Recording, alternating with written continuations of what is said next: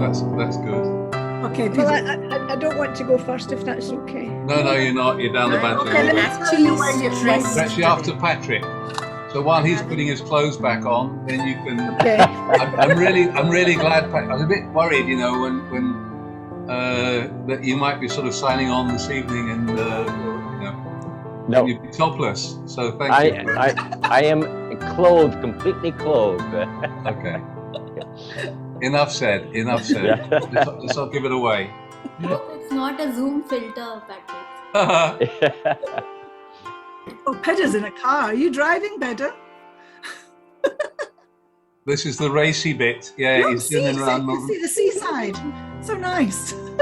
So actually, Pedar thing gave me an idea. We should have a story swap in the weirdest background Zoom location. Yes. So we can sit in the bathroom or any weirdest. Oh, you're volunteering to have one in the bathtub, are you? I don't have a bathtub. I'll have to book a hotel room for sitting in a bathtub. But yeah. But this is a cool location. I love it. Sitting in the car and listening. Yeah, especially by the seaside. I do miss the seaside. and certainly that's the place to tell racy, risque stories, isn't it? Yeah. Oh, where do We'll rev up the car in between to give the sound. It's like, There's been a huge revival of these postcards, the old risque postcards that we used to get back in the 50s. There's been a huge revival of them with a whole new twist, and some of them are actually quite, whoa, hold on a minute. Yeah. Yes, I think the envelope has been pushed very much since the 50s. Yes. Well, great to see everybody here and already to be warming things up. But I do want to begin with a bit of an apology, because there were quite a number of people who, when they saw the word racy, this was not something that they were familiar with, and understandably thinking of lace and lacy and pace and pacey, I thought this was just an adjective from race. And really, it's not good enough. We are an international organisation, and we do have a lot of people who are working with English as their second language. So I do want to apologise to anybody who was misled by that, and anybody who signed on this evening thinking that they're going to have stories about Usain Bolt and friends. That is not the case. We are looking to share racy in the sense of risque, that there's probably going to be some sexual content, allusions, without being, as Sheila rightly said, X-rated. So if that's not your cup of tea, then by all means you could leave immediately, because we make no apologies that this is definitely for adult audiences. But as I say, we didn't mean to mislead, and we will try not to make that mistake again.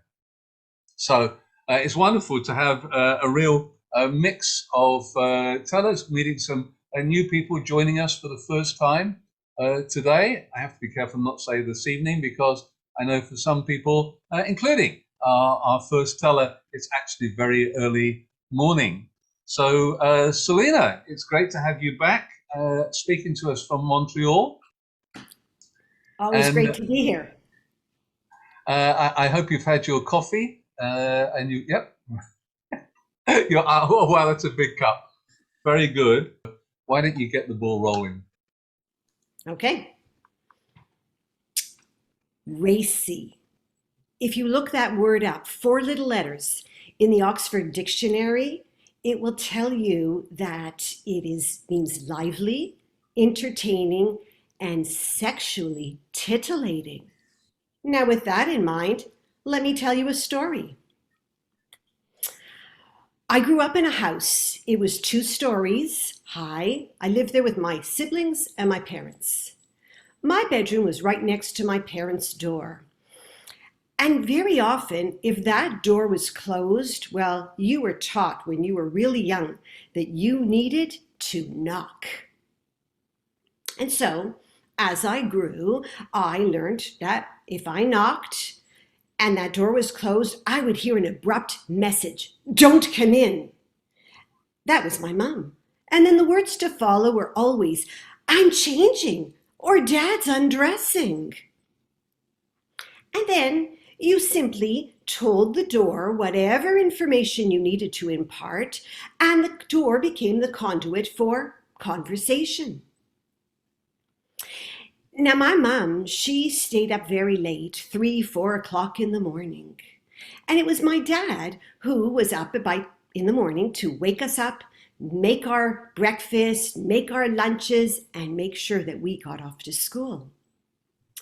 But Mom, before she'd go to bed, she would always come into my room, fix those blankets around me, give me a little kiss over here or on my forehead, and I can still feel those wonderful kisses. But Dad, he was the one, he worked hard. He was a life insurance salesman. And that meant that he'd come home for supper and eat with us, and then he would go back out after a 10 or 15 minute snooze. Now, when he would come back home and it would be near time for bed, he would always look for where my mother was. In the basement, upstairs, on a chair, didn't matter. But when he'd find her, he'd say, "Good night, Edna." And he would lean down close to her, and she always would tilt her head up. And then the two of them would pucker up their lips. And you could hear that kiss. Now, it was only as I got older that I understood that sometimes when Dad would go upstairs, it would take Mom maybe 10 or 15 minutes, and then she'd say, "Selina, I'm just going to go up and slip into something more comfortable," or "I just want to speak to your dad about something." Now, on most nights, she did come back down, but some nights she didn't. And that meant, well, if I needed to ask about something, I would have to knock on that door and I would hear, "Don't come in. Someone's changing." How was it that someone was always changing? I couldn't figure that out.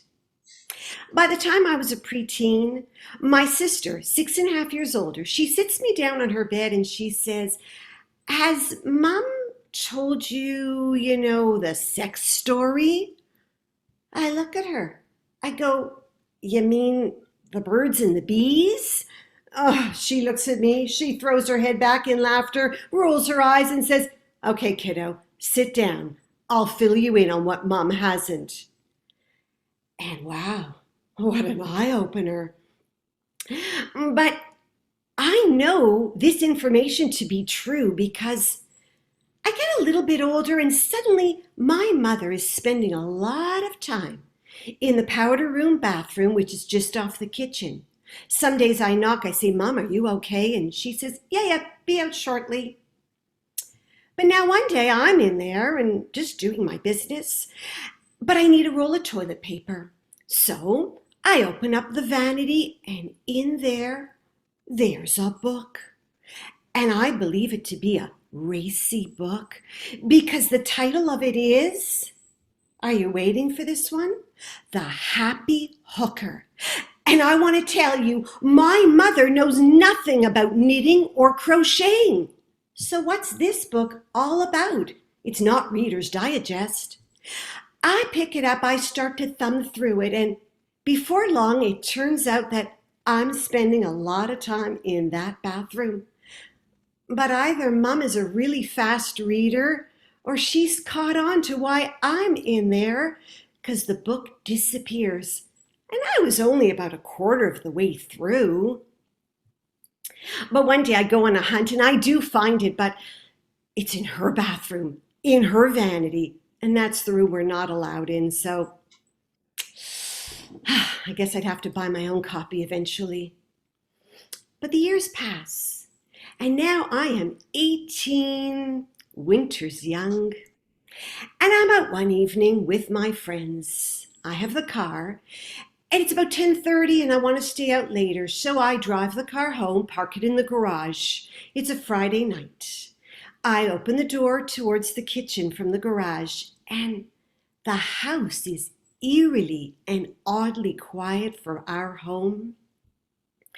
There's a light dimly lit over the kitchen table, and it's Friday, so the Sabbath candles are just barely trying to stay alive before they get extinguished.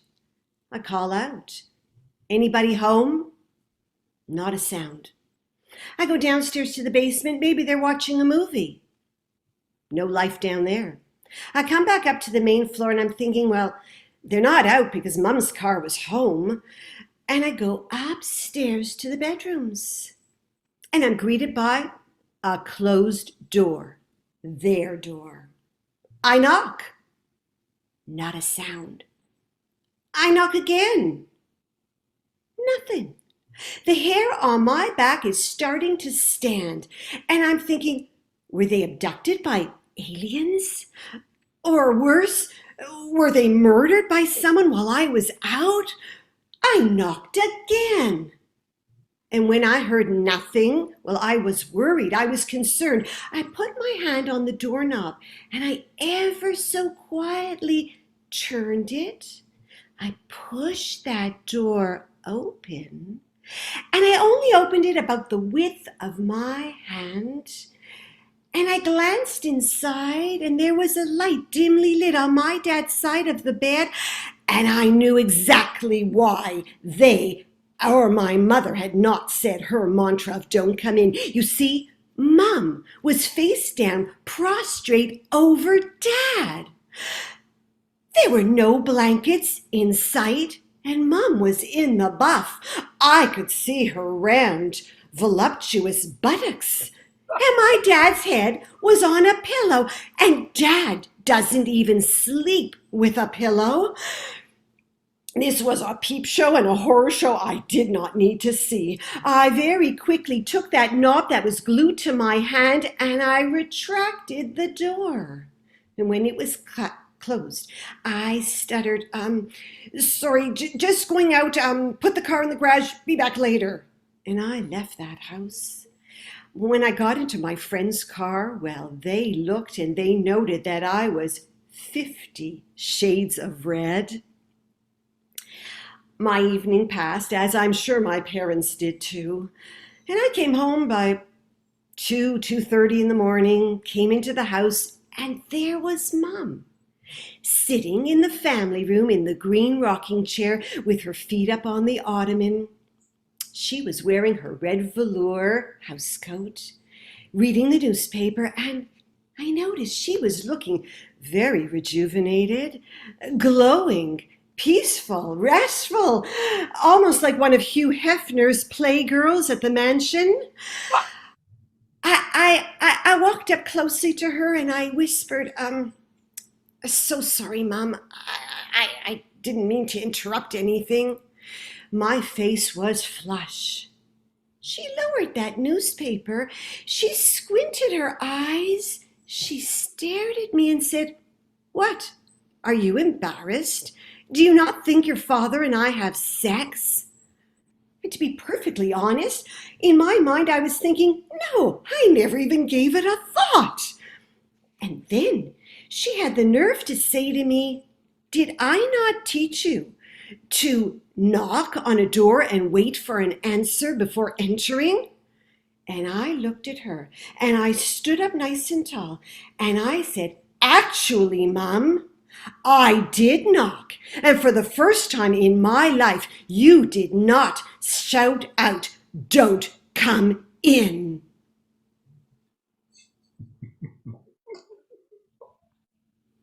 A racy tale. Wow, what a lovely racy tale indeed. Great way to start. Great way to start. And I think that image is going to be with us of you opening the door and what you saw when you did. Wonderful, wonderful. And the moral of the story is get a lock on your door, isn't it? Really? That's actually what my daughter told me I should do, because after that, had decided I would have the open door policy. And that's another story for another time. Yeah, definitely. Thanks, Selina. That was a great way to start. So now, Priti. So you have a story for us. Priti, over to you. Thank you, Roger, and thank you, Selina.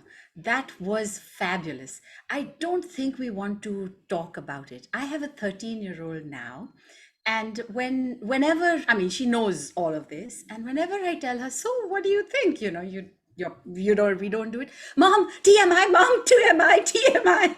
Too much information. She doesn't want to hear it. Well, okay. So let's go back. I'm going to take the story back to, I was very surprised when I found it, and I knew that I had to tell it at some stage. So when Roger said, oh, there's a Racy Tales thing coming up, go sign up, I was like, okay, here we go. In the olden days in India, and this is way back before the British, came in and it was just a regular place, people were married off as young as 4 and 5 years old. Often the little girl bride would stay in her parents' house until she reached puberty, and then she would be sent to her husband's home. Sometimes, though, she would go with her new family and stay with them as a daughter. And then when she reached puberty, she would, the marriage would be consummated and become a marriage in the true sense of the word. Our story begins with one such little girl. Carmini was a pretty little girl. But as a young woman in the throes of womanhood, however, she was exquisite. When she was about 16, every young man in the village knew it. Her graceful walk, her almond eyes, her dusky complexion, and her long black braid enchanted everyone that looked at her. Carmini's mother-in-law had passed away, and her father-in-law was a renowned and famous Brahmin scholar. Now, the Brahmins are the caste that, read and the learned, and they would travel and do all of the rites. They are the priests. And everyone in the surrounding villages felt that his enunciation of, say, a funeral rite was so good that the deceased person was sure to be reborn in the best of circumstances, if not receive enlightenment at once. And so he was away a lot. Carmini's mother-in-law had trained her very well, and she ran the house with crisp efficiency. The father-in-law's meals were perfectly cooked, always on time, and his clothes white, and all his needs taken care of. She served him as she would have her own father. And what of her husband?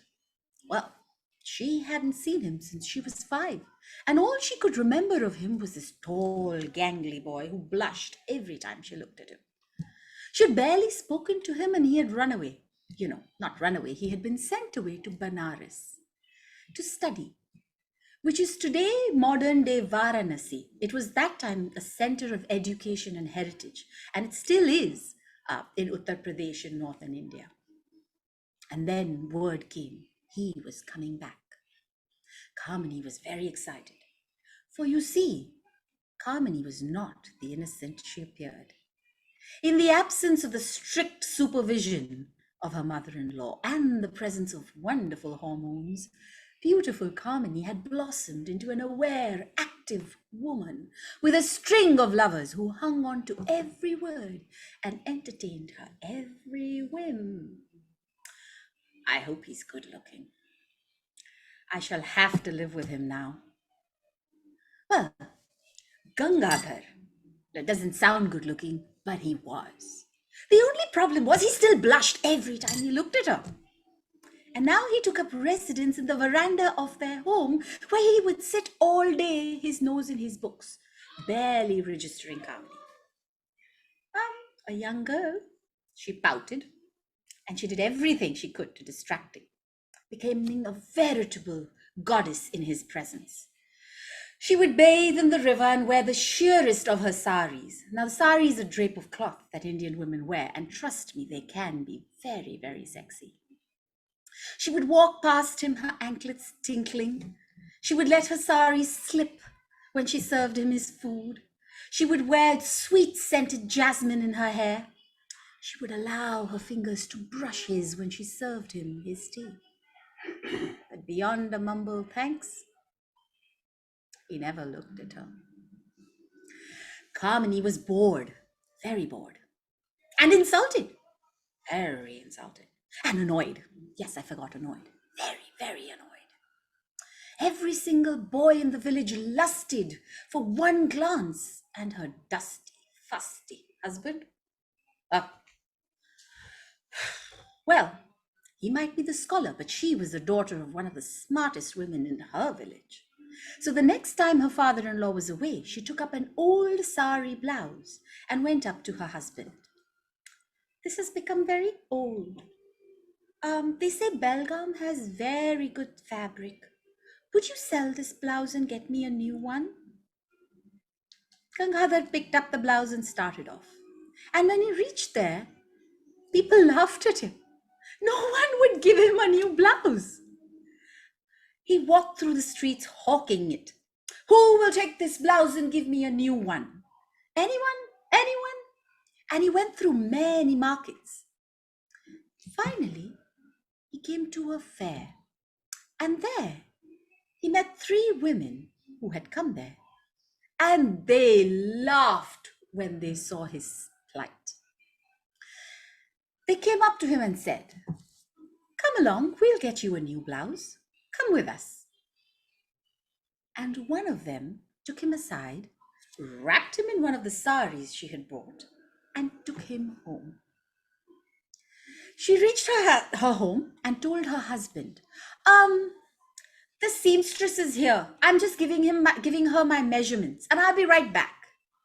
And while her husband waited outside, she took the Brahmin young man into her bedroom and made love to him. And then she gave him a new blouse and sent him off, asking him to come back the next day.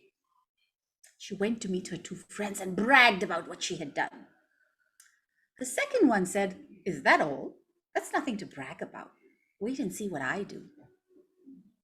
And so the next day, she took the young Brahmin fellow, handsome, strapping young man, to her house. And he wasn't even disguised. She hid him under her bed. And when her husband fell asleep next to her, she pushed her husband a little bit to check that he was really sleeping. And when he began to snore, she beckoned this young man and slept with him right there in her own bed. When they were done, she sent him away with another blouse. And then she bragged to her friends about what she had done. And the third woman, not to be outdone, said, "What's so great about that? Wait till you see what I can do." And so that evening, she invited Gangadhar to her house, and she hid him in the garden under a flowering mulikatamali tree in her backyard. After dinner, she suggested to her husband that it would be nice to sleep outdoors in the moonlight. She spread her bedroll under that tree and lay back, took her husband by the hand, and shyly told him, "Have you ever climbed this tree and seen the fun? It's quite something." "No, I haven't. What will I see from that tree?" "Go up and see for yourself. You'll see a vision, as if a man and woman are doing it right here. They become one and they become 2. I've seen it myself." The husband said, "Really? Is that so? Let me see." And he climbed up that tree all the way to the top branch. And as he was busy climbing, she brought her special fellow out from his hiding place and made love to him right under that tree. She mounted him and took her pleasure. And her husband in the tree saw this, felt dizzy, couldn't quite believe his eyes, and in a kind of panic started clambering down. Meanwhile, she was done. She'd, given him a blouse and told him to be on his way. And then the husband by now said, "Oh, that was fun. Come, let's go in." You can imagine what he did, and I'm not getting into that. It's not X-rated, like Sheila said. And she quickly rolled up the bed and went in with him. The next day, all the 3 women met Gangadhar and told him, "We really like you. Your wife is no different from us. She sent you out with an old blouse just to get you out of her way." And Gangadhar sat down by the side of the road, wondering at all that had happened to him. To be sure, it was quite enjoyable, quite scandalous. But he had a pretty wife at home who might be interested in some of these things, doing them with him. And all the sheer saris and tinkling anklets and finger brushes came back to him. What had those women said? Carmony was just like them? Well, he would see about that. So he made his way home. And Carmony was very surprised, and she thought to herself, oh, he's back. Well, at least it's been a while. I'll have to think of something else after a few days. And he showed her the old torn blouse and 3 brand new blouses of varying sizes, and simply looked at her. Really looked. And now it was Carmony's turn to blush. She understood that this young husband of hers was an innocent no longer, and she could not fool him. He went away to bathe, and she prepared a meal, her heart beating. We can only guess at what transpired between them, and I will only say that Carmony gave up her lovers after that. The young couple lived happily the rest of their lives, though I'm pretty sure they locked their doors. And it was not a story that they told to their grandchildren. Thank you.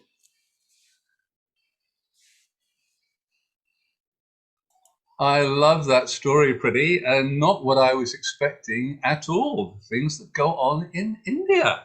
Well, wonderful, wonderful. What I found amazing was the story, the second woman and up the tree. And this is almost, it's the Merchant's Tale from Geoffrey Chaucer. Exactly the same, the idea of the young woman and the wanting to have her way with her lover. And speaking of risque, this was, so I was, I guess, about 15, 16. I was at a boys' school, and there was a drama competition. And we decided to stage this story, the story of, the old man with the lusty young wife and the young lover up in a tree. And so we made a cutout tree, and we had 2 boys ascend the ladder and go up in the tree. And then they shook the tree very vigorously, and that was considered far too explicit and offensive. And all 3 of us got into terrible trouble. I played the old man and was the director and scriptwriter. Yes, we got into big trouble, crossed the line with that one. So I enjoyed hearing that story, brought back good memories. Thank you very much indeed. Thank you very much. Thank you. Lovely. Thank you. So now, I don't know, but that definitely was, I thought, racy, if I was just taking my pulse there, definitely went up a little at what these women got up to in pursuit of a blouse. I think it's about time we just take a moment to slow things down, and I'm really pleased that we've got Prakrati here, who is going to tell us another story from India, but with a very different kind of race. We're always delighted when we get people responding to our invitations, otherwise the story swaps would be very short. So, Prakrati, thank you for joining us. Now I can see you. A mist has cleared. Okay, I thought that was just because my glasses had steamed up during Priti's story, but now I can see you nice. Sorry for being a disappointment, because I interpreted Racy Tales as a story of a race. So there will be no racing of the heart in this. So I'm really sorry, it won't be as good as Selina and Priti, but here I go. One fine day in Devlok, Vishnu and Brahma were walking on a path. They were walking in opposite directions, Brahma coming from one direction and Vishnu coming from the other. And obviously they met at a place. And Brahma said, "Vishnu, please move aside and let me pass." Vishnu replied and said, "I am the protector of this universe, so I think you should move and let me pass." Then Brahma replied, "Well, in that case, I am the creator of this universe, so you should move and let me pass." "Well, you were born out of the lotus that came out of my navel, so I think you should move and let me pass. And like two foolish goats, they started fighting over who was superior.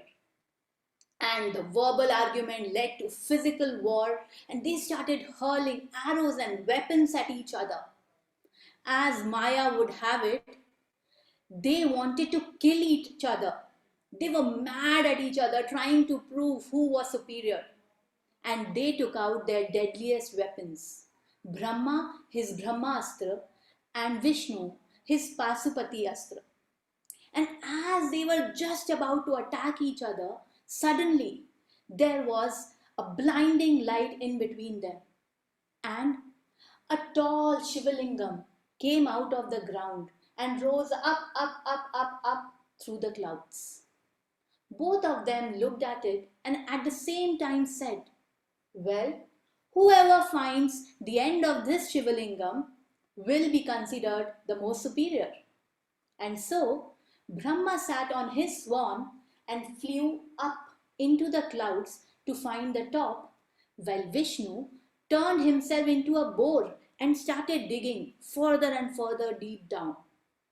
As Vishnu was digging deeper and deeper and deeper, he realized, I don't think there is an end to this Shivalingam. And as such also I am feeling tired and hungry. And he came back to ground zero. As Brahma was going through the clouds, suddenly a gust of wind blew and a ketki flower, which was on top of the Shivalingam, came down and started falling. And Brahma caught the ketki flower in his hand. He looked at the flower and said, Oh, little flower, where do you come from? Oh, I come from the top of the Shivalingam. Well, you need to do a little job for me. What's the job? You need to tell Vishnu that I took you from the top of the Shivalingam. Well, that's not quite true. Do you know who I am? I am the creator of this universe. If you do this little job for me, I will make sure that you are the most honored among all the flowers. Saying so, Brahma pocketed the flower and came down to ground zero, where he saw Vishnu waiting for him. And he asked, Hey Vishnu, did you find the end of the Shivalingam? Oh no, I didn't. Did you? Oh yes, I did. I said hello to Shiva and I came down to tell you about it. Wait a minute, how is that possible? If there was no end at the bottom, how was there an end at the top? I knew you would doubt me, and that is why I got a proof. So saying, Brahma took out the ketki flower. And Vishnu asked, Hey little flower, where do you come from? Oh, I come from the top of the Shivalingam.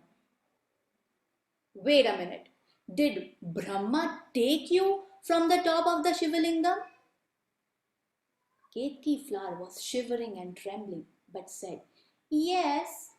And with that, the chants of Om Sadgamaya, Om Tamsoma Sadgamaya, Om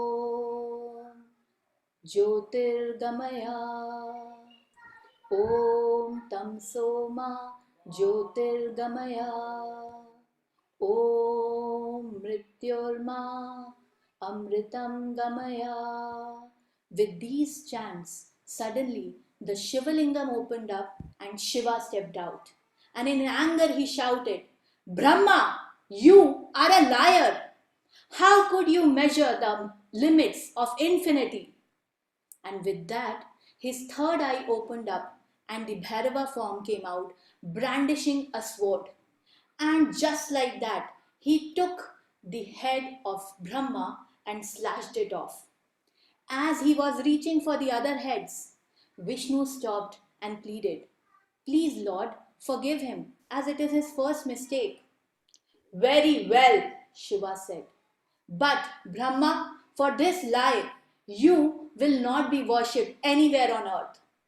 No temples will be dedicated to you.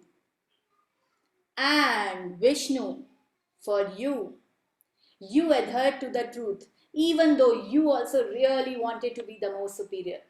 So, you will be honored as I am. There will be temples and idols dedicated to you. And as for you, Ketki flower, I do not accept anything from liars. So you will not be used in my worship. As soon as Shiva said that, all the devas decided that they will also not accept Ketki flower in their worship. Ketki flower fell down on Shiva's feet and pleaded, "Please, Lord, it's my mistake, I'm sorry. But if no one uses in any worship, my existence would be fruitless. Please." And that is when Shiva said, "Very well, you will not be used in any worship, but my devotees and followers would wear you. And you will also be in the decorations above my Shivalingam." And that is why Brahma has only 4 heads and Ketki flower is never used in any worship. Thank you. I can show the picture of Ketki flower. Thanks very much, Prakrati, and for making that a very gripping story. And I love the reference to the 2 goats instead of the 2 gods fighting over that. Great. So now we do have another story, which certainly is a race and quite racy. And I'm delighted to welcome Patrick all the way from Portland in Oregon. So it's very early in the morning. There must be about just after 5 o'clock, I would think. Is it something like that? Yes. Wow. So thank you for getting up so early. We're looking forward to hearing I gather this is a true story. It is indeed. Yes. Well, thank you so much, Roger. I feel honored to be part of this group. And so here is my story. As I enter into the December phase of my life, I have been going down the bucket list. That is, the bucket list is things that I want to do before I leave this world. And one of the things on my bucket list is to do something really wild and crazy. Why? Well, you see, I was born and raised in northern Wisconsin, which is a very socially and politically conservative part of the country. I was also raised as the oldest of 9 children. And as the oldest, I was expected to be the responsible one, to be the role model for my younger siblings. And finally, for most of my adult life, I was an elementary school teacher. I began my career when males were strongly discouraged from teaching the primary grades.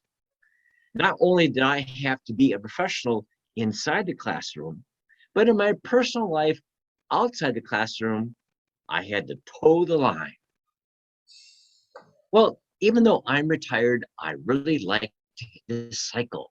And so a couple of years ago, I was scrolling down on my computer about the upcoming cycling events in the Portland metro area, when I came to something entitled the World Naked Bicycle Ride. It caught my attention. And it seems that on the 3rd Saturday evening of June, up to 10,000 cyclists in the early evening ride naked through the streets of Portland. And I said, "Oh, that's it. That's my wild and crazy thing." Well, being old school, I didn't try to register online. I was so excited, I got on the phone and called one of the co-directors. And I said, "I want to sign up for the World Naked Bicycle Ride." He said, "Well, thank you, sir, but you know what? There is no registration. All you have to do is show up. But we would like a small donation to defray the costs." And may I ask you, what is your name? I said, my name is Gannon, Patrick Gannon. He said, Patrick Gannon? Is this the same Patrick Gannon who taught 3rd grade at the Beckman Creek Primary in Wilsonville? I said, yeah. You heard of me? Mr. Gannon, this is Jeremy Johnson. I was one of your 3rd grade students. I went, oh. He said, Mr. Gannon, I am so delighted that you are still alive. I thought you would have died years ago. And he said, now, Mr. Gannon, when you do this ride, are you going to be riding one of the regular 2-wheeled bicycles? Or are you going to be riding one of those 3-wheeled large tricycles, the ones that so many of you old people ride? And then I thought, you know, I remember Jeremy. Yeah, he was a snot-nosed 3rd grader when I taught him. And now that he's probably in his late 20s, early 30s, he's still a snot-nosed stinker. Well, I went and I shared the phone conversation with my wife. She said, dear, it's just as well you didn't do that ride. I mean, at your age, it would be a shame if one of your sagging body parts got caught in a chain.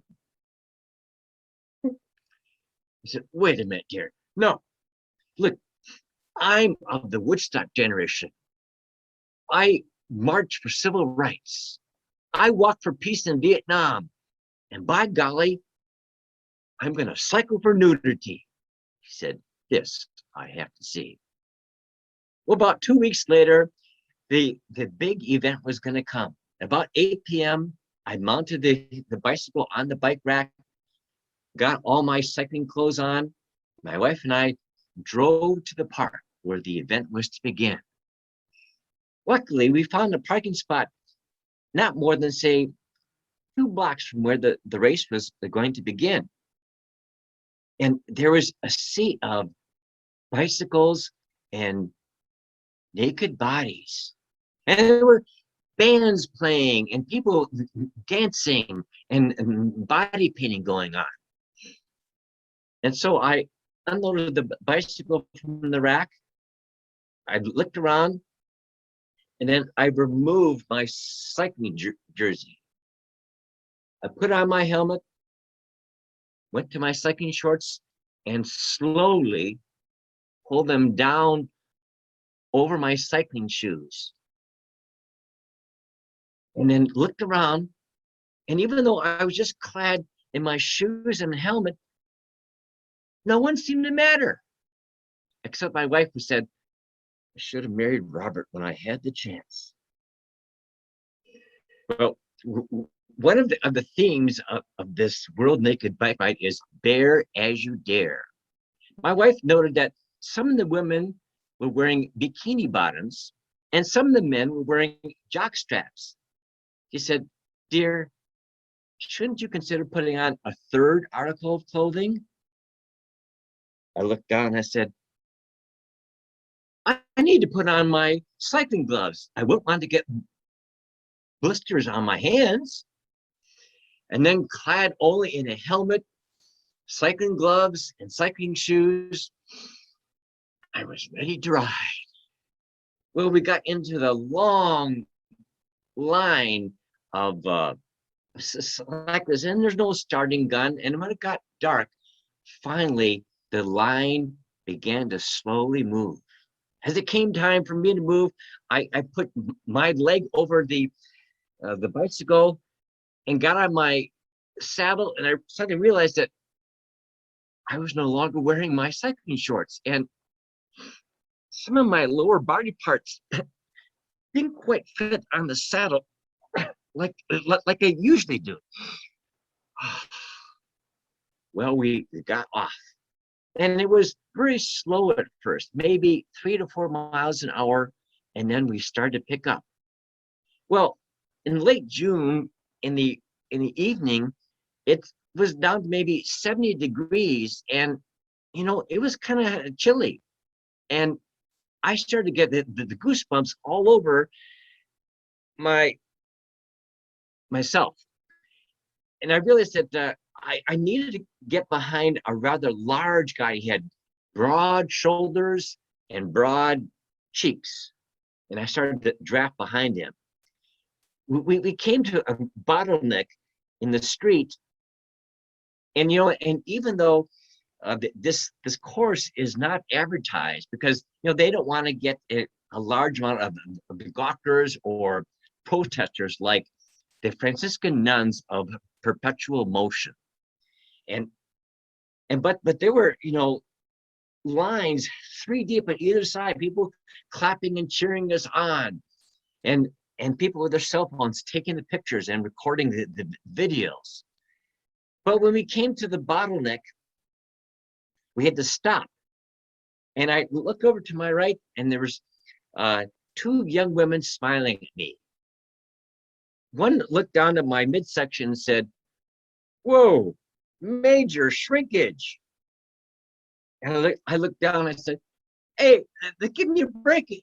It's chilly out here." Well, we started to go ahead and ride, and I was drafting behind this large man, and the people were still cheering.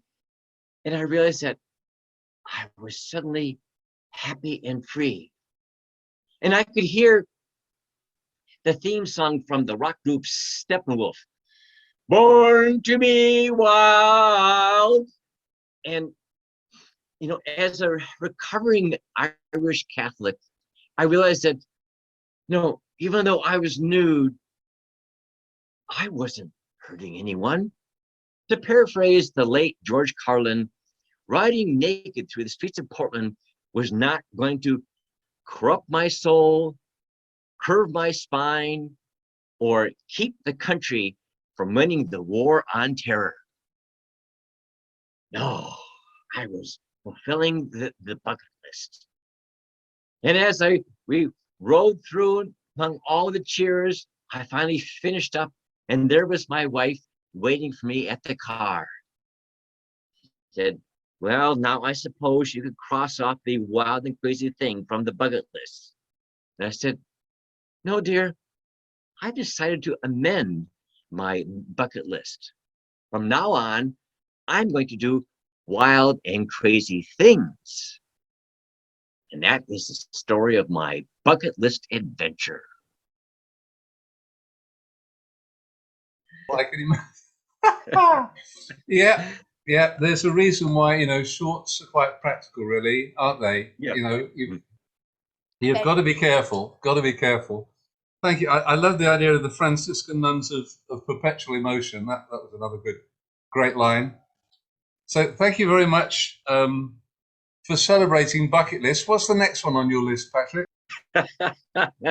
That is a new story, so I'll share that later. Okay. Well, let us know, and we'll see if we can work a theme around it for next year. Okay. Teller has a doubt. Did you stick to the saddle, Patrick? No, but I had to use a special cleaner afterwards. Oh, Yeah, definitely. It's, you know, Yeah. this is the danger when certain modes of transport, if you're not properly attired. Yeah. I was sharing a story recently. I took a year off and I traveled in India, and I got to Jaisalmer. This was like 40 years ago. I teamed up with a young Scottish couple, which is a good link into Rona, who's about to tell the next story, but it wasn't Rona. And we went off on a camel safari, 2 nights and 3 days. And at the end of the first day, I said, "Well, you know, that was really good. Are you enjoying it?" And the woman said, "No, I'm not." I said, "Why not?" She said, "Well, I'm not wearing a bra. And when you're on a camel, you know, the camel all the time," she said, "I'm just like this." So sometimes, like you and your jockstrap, it's good to have something that kind of holds the bits in place, isn't it, really, when you're being active. And with that, thanks very much, Patrick. And I'm now going to ask Rona. we're supposed it's Lynne now, actually. Oh, Lynne is with us? Oh, Yes, wonderful. Lynne is with. I've been messaging you for the last 15 minutes. No, I'm sorry. I was riveted on the cheeks in front Yes, of me. I knew couldn't that. take my eyes off. Okay. So thanks. Hi, Lynne. Glad that you could join us. Thank you. We managed to do it a bit earlier. Excellent. Well, listen, it's great to have you back with us. and we're all ears and other bits, waiting to hear what you've got for us. Okay, well, like I say, I just hope the racy bit is the sort of stories that do make you blush, and I've been assured it is. It's not about speed. Okay, well, this story I heard first of all by a lovely storytelling friend of mine called June Peters, and she heard a version of the story on a BBC program called Woman's Hour many years ago, and she adapted it and transformed it. So this is somewhat like her version of the story, and it's I don't know what part of the world it comes from, but we just know it as The Woman with Two. So there was this prince, and he was of marrying age. Now, he was very handsome, but that was like the beginning and end of his qualities. He wasn't very he wasn't the biggest spark in the box, if you see what I mean, because he got to that marrying age and he didn't want an ordinary woman. No, he wasn't happy with just an ordinary woman. He wanted a woman with two, and I'm sure you can guess what that two is. It's two vaginas. He didn't want anybody else. He had to have two vaginas. Well, it was a tall order, you know, because I don't know anybody who's got two. And so all the girls, they lined up from importance down to peasants. And the royal physician in those days, and I know you wouldn't get away with it now, but in those days they were examined. And of course, none of them had two. They only had the one, like normal folk.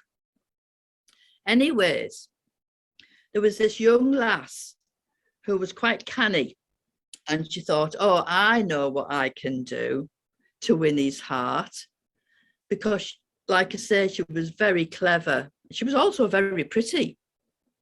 So she went and announced herself, saying that, you know, she has two. But bring her in, said the prince. And so he said, well, you claim that you have two, so let me see them both. Well, excuse me, she said, you're the prince. You're not going to expect me to expose myself to you. And anyway, I don't wear them at the same time. I keep one in a box. So I just use it whenever I need to. I can just chop and change whenever I want to. Goodness me. Oh, I'm sorry. Yes, you're quite right. You're quite right. You said, yes.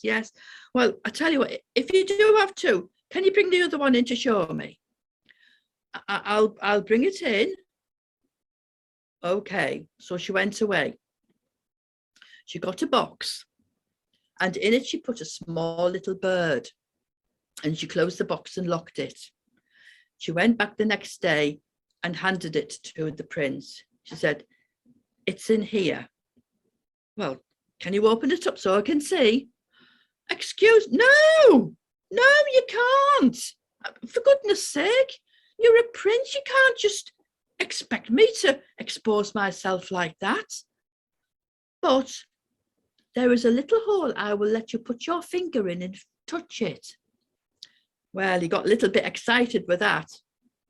And so he put his finger in and he felt the lovely soft feathers of the bird and a little bit of a throbbing.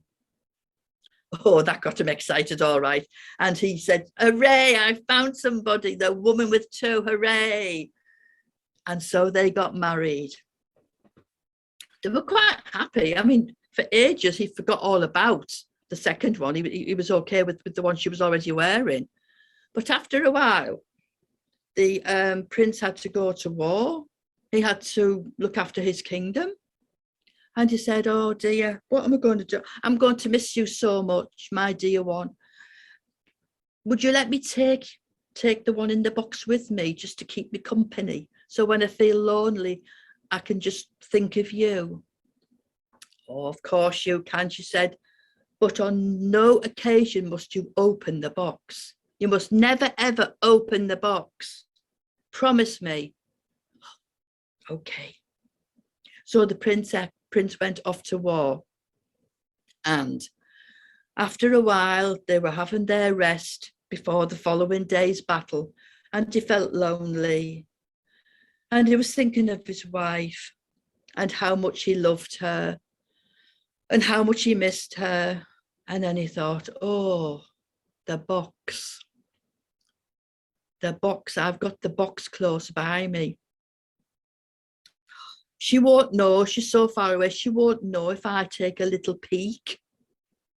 And so he managed to undo the lock in the box.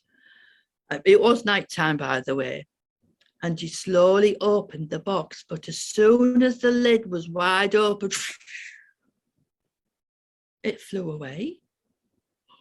What was he going to do? How could he go back and tell his wife that her other one had gone? He knew then that he cheated. What could he do? Well, the battle was over and he went back and he went to his wife and he had to admit what he had done. And she said, well, you're just going to have to be happy with the one I've got now that I'm wearing. But truth be told, he was happy with that because in the end, he did love his wife very, very much. And then he realised that one, instead of two, was plenty anyways.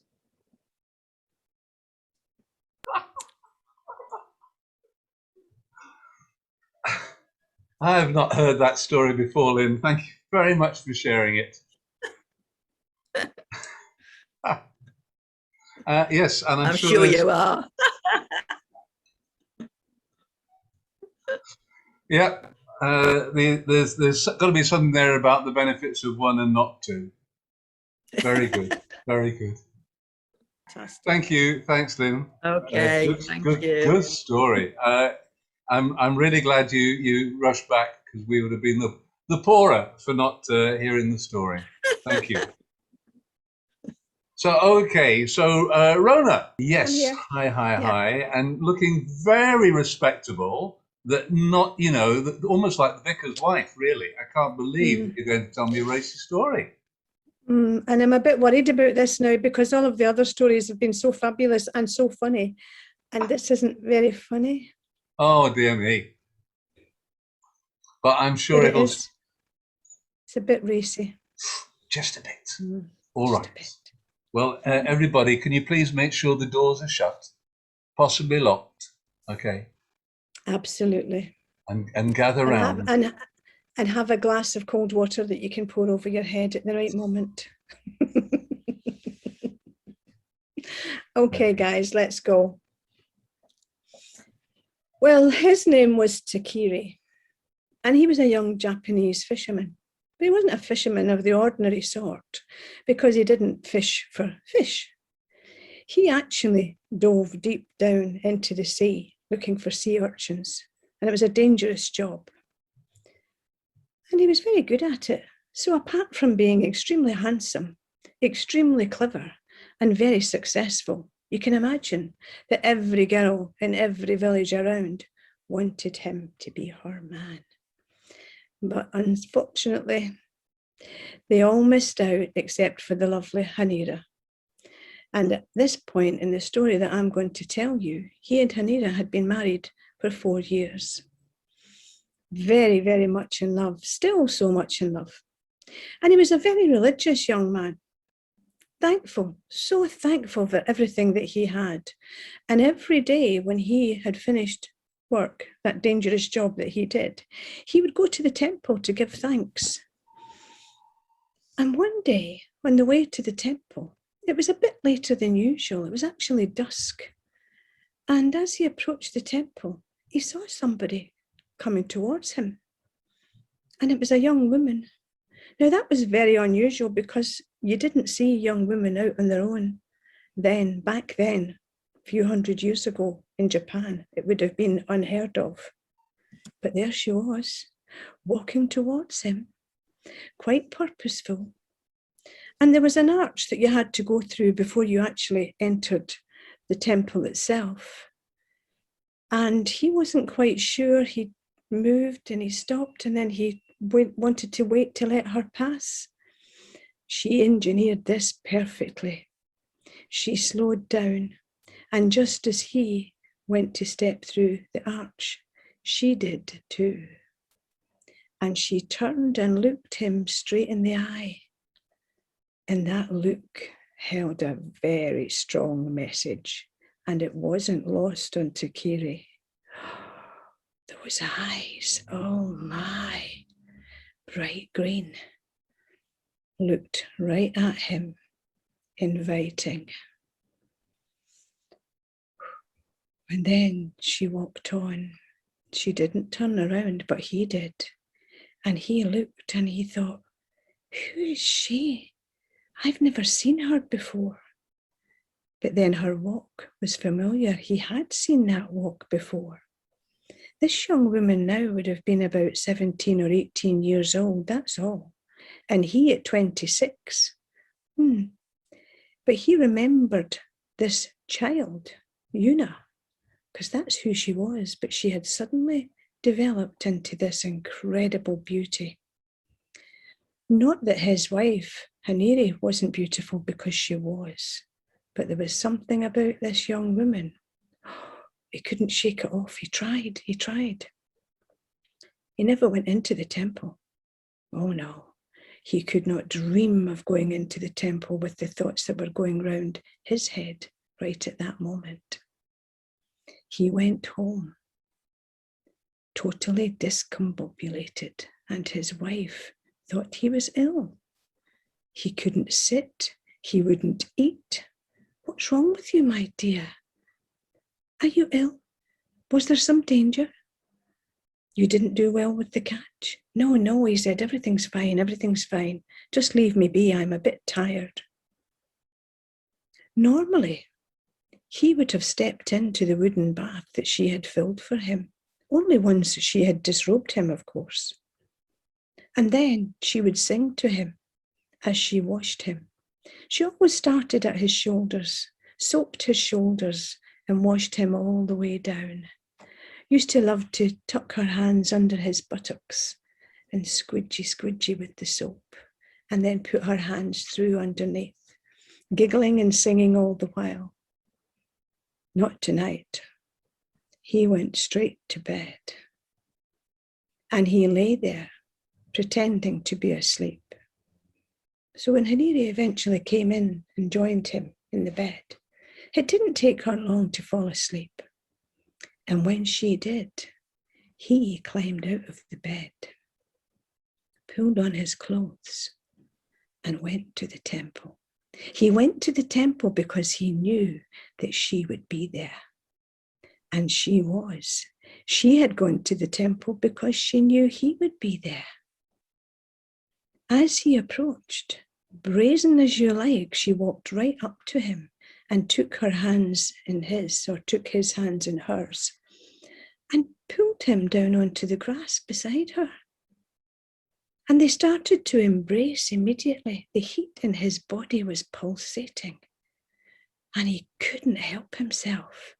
Within seconds, his hands were sliding up inside her kimono, all the way up her legs, up her thighs, right to where that point where there was no return. And she slapped him hard. Oh no, she said. Not while you're still married. Well, to any other man, that would have been the time when he would have thought to himself, ooh, I don't know about this. This is a bit dangerous. I best not go there. But not him. Takiri was determined. He was determined about everything he ever did. And now that that longing was there, it wasn't going to go away. The one thing about his marriage to Haniri that I hadn't shared with you yet was that they were still childless. And she, being such a devoted and sweet and giving and loving wife, couldn't think for a moment that the problem had to be with her husband. Oh no, it had to be her. And one of these days she was going to go and speak to somebody about it and ask for some help. Couldn't be him. Well, it hadn't bothered him being childless. At least, not until he met Una. Not until he wanted her so much that he determined to get rid of his wife, his beautiful young wife with whom he had been so much in love with just weeks ago. He was figuring ways to get rid of her, and he began to think badly of her. She can't even give me a child. I should have a child. I deserve a child. Who will I pass my successful business on to if I don't have this child? His thoughts were of Una all day, every day. He pictured her face. Even when he ran his hands along his own thighs, he imagined they were hers. He imagined full-blown sex with this beautiful, beautiful woman, and his body would throb like you have no idea. He had to do something. But he did the cruelest thing imaginable. He took his young wife and started to court her again. She had been sick with worry. What was wrong with her Takiri? He wasn't himself. Was he concerned now that there was no child? And she said to him, "We will have a child. Don't worry, my dear. I'm going to go and speak to," and he gave the name of this lady who was famous for helping out young women with all sorts of issues and problems. "I know," he said. "I know I will be a father one day." He stroked her hair. He stroked her cheeks. He held her the way she loved to be held. And he made love to her until the ripples in her body were screaming with excitement. As his fingers caressed her nipples, she literally rose from that bed. She loved him so much, and this physical contact was what made it perfect for her. For him, this time, it was just an act. He started to walk out with her in the evening as they had done when they were courting. But all the while that he was making love to Harite, he saw Una's face. He looked at it and smiled and kissed those lips. He cupped those breasts. He found that soft, warm part in her body that meant excitement. But it was going to be real soon. He took her right to the top of the cliff where they used to go when they were courting, and he looked out across the sea. And he took her in his arms and faced her out to the sea. So his arms were round her waist, and her back was pressed against his chest, and he rocked her, and he said, "I do love you, you know. I do. I love you in a very, very special way. But now, I love somebody else more." She tried to turn.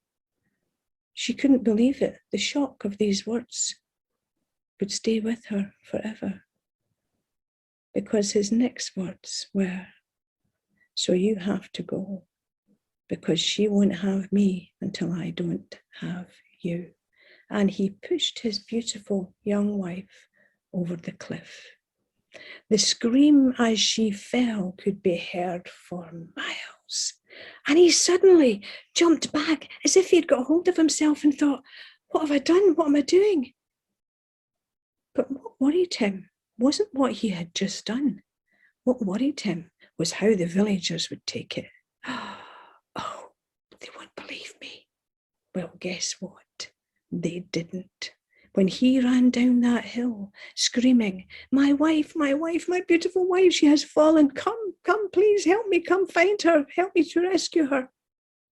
Nobody believed a word of it, because they had been seen, not together, They were both too clever for that. But of the same time at night, they would be out, where she should never have been out at that time of night on her own. People put 2 and 2 together, and they came up with 4. Yes, they knew exactly what had been going on.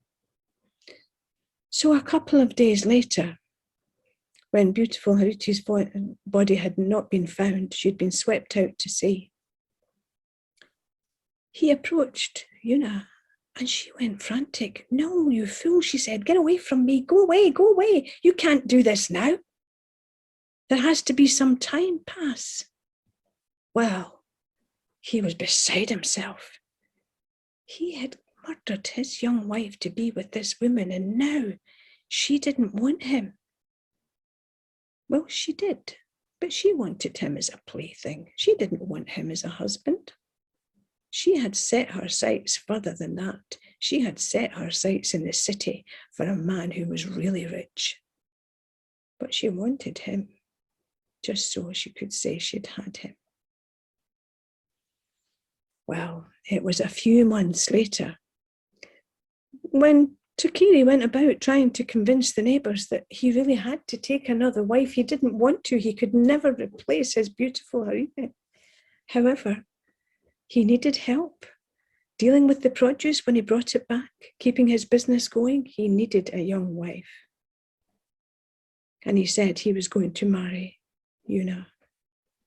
Her parents were furious. She was just a young child, as far as they were concerned, and she was an only child. They had had a son who had tragically died in a fishing accident. Well, she wasn't going to get her wish because her parents insisted that she marry, because they had heard all the rumours. They knew that their daughter had probably already been with this man. So yes, she would marry him. And there was only 4 people at the ceremony, not counting the priest who wed them. And he looked at them with scorn in his eyes as he blessed their marriage. That night, in the marriage bed, she lay there resplendent, naked, absolutely beautiful. And he was so anxious. He lay down beside her, and as he turned to touch her, she turned away from him to pick up a bottle of oil. And as she turned back, he was not looking into the face of Una. He was looking into the face of his beautiful young wife. But she wasn't beautiful now. "No," she said, "not now and not ever." He fled from that bed. He grabbed his clothes as he went, and he pulled them on, running up that mountain, calling for his wife. "I'm so sorry. Please forgive me. I don't know why I was bewitched." And he kept running till he got to that place where he had pushed his wife over the cliff. And he looked out across that wonderful, wonderful sea with all those islands of Japan, casting all that light back. And he stood there and he prayed. And the next thing, Harita appeared in front of him, stepping onto the cliff, very close, and she threw herself into his arms, and he hugged her, and he said, "I'm being given another chance. Oh, thank you, thank you." She turned him around and kissed him fervently, began to undress him fervently. She ripped his clothes off, and she absolutely battered him with sex. Hot, vapid, rapid. And then she stood up and helped him to stand.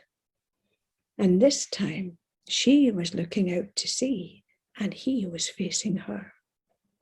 She said, "Yes, my dear, we shall be together forever, for always, as she pushed him over the cliff.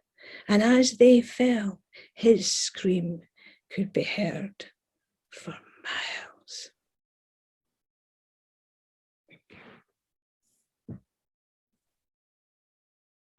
You're wicked. You're wicked. Oh, what a story! Yes. Have you done an audiobook narration? I could see you doing some a good body stripper there. I think that you've got a great voice for that. Getting quite close to the microphone and just drawing us all in with that voice. Lovely, lovely. I wished it had been a wee bit funnier, that's all, because all the other stories have been so funny and so fabulous. I think it's good you've reminded us that, you know, when you step outside of, you know, then unfortunately fate is often against you, isn't it? So very good. Yeah, that scene on the cliff. Shades of Thomas Hardy there, and Far from the Madding Crowd, and the sheep just all plunging over the cliff. Wonderful, wonderful. Thank you very much. Very much, Rona. Thank you. Okay, well, I think we're going to squeeze one more. Sheila and I have been kind of like flipping a coin backwards and forwards, and it's come to me, so lucky for me.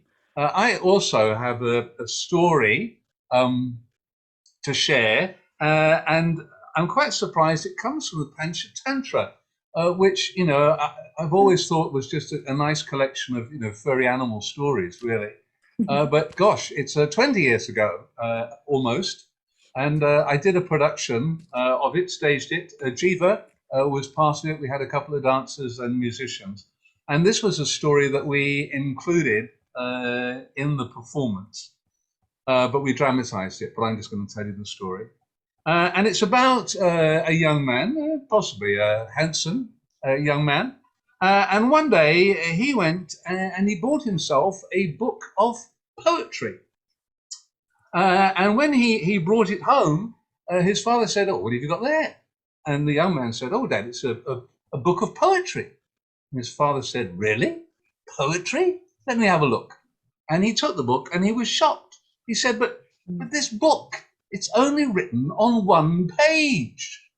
And the young man said, "Well, you know, poetry is slim volume." "Really? That's it? How much did you pay for it?" 100 rupees, which I suppose in those long ago days was quite a princely sum. 100 rupees? And look at this poem. What does it say? Huh? A man receives what he deserves to receive. That's it. "Oh, well," said the old man, "you often say to me that less is more." "Ah, but it doesn't even rhyme," said his father. "But if you think that's wisdom, that a man receives what he deserves to receive, very well, off you go, off you go." And he threw the young man out from his house. He said, "Go and find your destiny." And so the poor young man found himself thrown out of his father's house, and clutching really all that he had to bring with him was that single precept. He set off, and he came to a city far away. And one night, he was walking along the street. He didn't really have anywhere to stay because he was virtually penniless.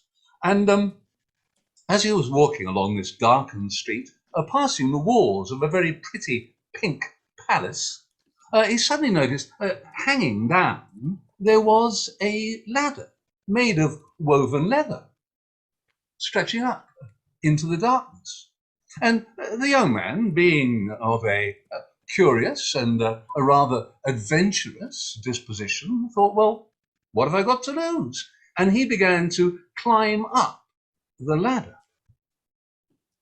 Now, he wasn't to know that the person who had thrown down the ladder was, in fact, a princess. And that afternoon, she had met a rather handsome prince. And rather like the bold young lady in the last story, I can't speak to her eyes, other than to say that they sparkled in the moonlight, but I don't know the colour. She had invited him, the prince, to come and visit her, and that's why she'd thrown down the ladder. Well, the prince had thought that was a very interesting proposition, but then he'd had second thoughts. And being of a somewhat curious and only somewhat adventurous spirit, and having decidedly more to lose from such an adventure, had decided that he would not come. So it was our young man who climbed up and was able to enter into the bedroom, having mounted the ladder, and found himself in this dark room. And there he could smell jasmine. And a voice came up to him and whispered very seductively and said, "Oh, I'm so glad that you've come. I'm so glad that you are here. Come, join me on my bed, but shh, make no sound, for we must not wake the guards." And the young man, remembering his precept that a man receives what he deserves to receive, very happily removed his plain cotton shirt and slipped into, first of all, a lovely bath where I'm sure the princess, with the eyes sparkling in the moonlight, was able to give him the same sort of massage that Rona referred to so beautifully. And then, after the bath, they slept into bed together, when I shall just leave.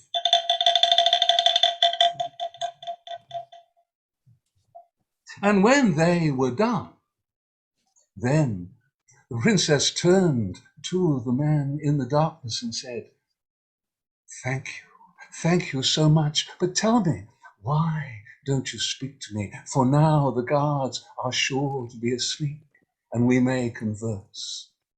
And the young man turned to her and said, "Oh, well, a man receives what he deserves to receive." And the princess went, "Huh? Oh," and smack! She slapped him hard. And he very rapidly got himself dressed and descended the ladder far more rapidly than he had ascended. Finding himself back on the street, it was still the night time, and he wondered where could he spend the night. And making his way along the road, he came to a ruined temple. And he thought, this would be a place, surely.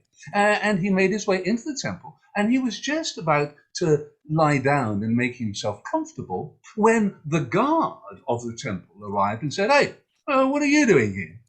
And the young man explained that he had nowhere else to stay and that he wanted to sleep. Well, the guard, they didn't want him to stay there because it so happened that the guard had made his own assignation. And there was a woman who was coming to meet him and was bringing, he was told, a very beautiful blouse. And they were going to have a very pleasant evening together, which they couldn't do if this young man was there. And so the guard said, "Please, stranger, my house is just down the road. Please, you are welcome to go and spend the night there." And so the young man thanked him and made his way as directed down the road and came to the guard's house. But entering, confused by the darkness, he did not enter the guard's room, but found himself entering the room of the guard's daughter. For she, knowing that her father was going to be out, had arranged for her lover to come and visit her. And in the darkness, and being so eager, she didn't wait or worry or wonder, but jumped straight on the young man and began to express her passion and her love in the best possible physical way that she could. And they had a wonderful night together. And again, in the early morning, before the sun came up, the young woman turned to him and said, "But tell me, why haven't you said anything? Say how much I mean to you." And the young man said, "Well, a man receives what he deserves to receive." And the woman went, "Oh no, this is the unripe fruit that one harvests when one acts precipitously without thinking of the consequences." And she told him, admittedly more regretfully than in anger, that he had to leave. So, for the second time that night, the young man got himself dressed and left rather hurriedly. And as he went out from the house, who should he meet coming back but the guard? And the guard saw him and said, "Good night." And the young man said, "Oh, yes, it was." "Huh?" said the guard. And the young man carried on walking back towards the town. Well, by the time that he got to the town, the sun had come up, and as he was walking along the street, suddenly he saw this beautiful young woman standing in her door. She was a bride-to-be. She was there waiting for her groom to arrive, and suddenly the young man heard the beating of drums, the sounding of trumpets, and a procession came along the street, advancing towards the bride who was standing there waiting. But as the procession came down the street, suddenly there were shouts, cries, screams, as an elephant ran amok, and having tossed and killed its mahout, came charging down the narrow street. And all the people fled. All the people in the wedding party, including the groom, ran away, leaving the poor young woman standing there defenseless. Did I say everyone ran away? Oh, no. The young man was still there. And when he saw this beautiful young woman standing there, he went up to her and said, "Please allow me." And he put his arm around her protectively. And then, facing the elephant, he spoke calmly but forcefully at the elephant and told it off for its misdemeanor in daring to threaten this beautiful young woman. Unfortunately, the elephant listened to him and calmed down.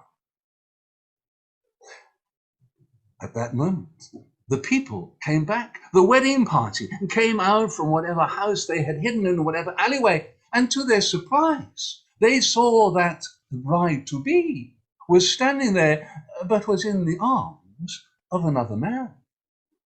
What was this? But then an even larger crowd came, drawn by all the excitement, the cries about the elephant. And who should be in this huge crowd but none other than the king himself? And the king was accompanied by his daughter, the princess. And of course, because of the commotion, who else had come but the guard, along with his daughter? And the king stood and saw this huge crowd and said, "Tell me what has happened." And the bride stepped forward and said, "Your Majesty, this man, this brave young man, has saved me from this elephant. And as a result, I could not dream of marrying any other young man than him." And the king was very surprised. He said, "Oh, I'm very pleased to hear that. Tell me, young man," he said, "what do you have to say for yourself?"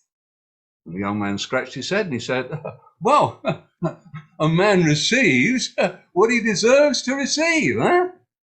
At which point, the princess and the guard's daughter went, "Oh!" And then they went, "Oh!"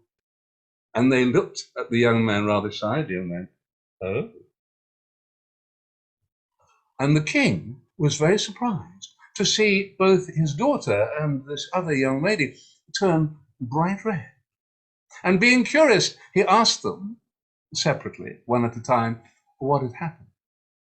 And having heard their stories, for neither dared to lie to the king, he managed to piece together the events of the night. And being a very wise leader, and knowing that one of the first duties of a leader is to anticipate problems that may arise in the future, particularly for his daughter 9 months from today, he decided that he would intervene and that this obviously brave and clever young man should not marry the rich merchant's daughter, but would marry his own daughter, the princess. And so it was that the young man became a prince, and because the king had no heir, he was able to become the next king of the kingdom. And the moral of that story is that a book of poetry, even though it only has one line in it, may be a very good investment. And if only I had my book of poetry, I would be able to promote it right now. Why didn't I think of that? And that's the story. Thank you very much. Well, we've had a very exciting collection of stories. Thank you, everyone, so much for sharing them. For us here in Singapore, it is the end of the day, 9 o'clock. And so we are looking forward, I'm sure, to our beds and the memories of those stories, which I'm sure some of us will be very keen to share with our spouses. And who knows what that might. Yes, indeed, Selina, you may well rub your nose, but yes, I'm thinking we could have a very enjoyable evening. And I thank all of you for giving us ideas that we shall possibly try and replicate, with the exception, I can promise you, everyone, that you will not see me on my son's bicycle tomorrow riding naked anywhere in Singapore. That is for sure. Okay. So thank you very much, everyone. Can we please give a huge round to all the people who shared such wonderfully racy stories this evening, and tackling what could have been lewd and crude, and actually making it just really classy and fun and decidedly erotic at times. Thank you, thank you, thank you, thank you, thank you. Thank you, everyone. That was marvelous. Yeah. Thank you very much for organising and hosting it, guys. It was great. Thank you. Good to see you. Enjoy your walk. Take care, everybody. Stay And safe. you, Rona. Thanks a lot. Safe. Bye. Bye.